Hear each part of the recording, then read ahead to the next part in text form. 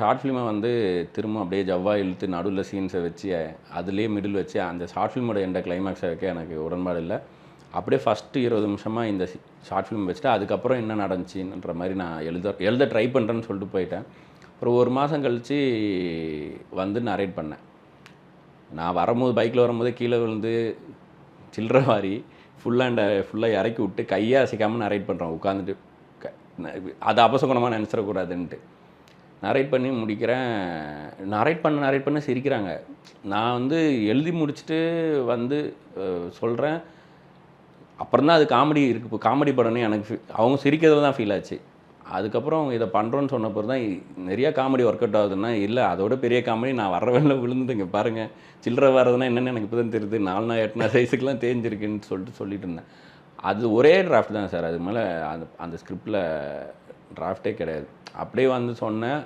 அப்படி மூவ் ஆகி நடந்துச்சு.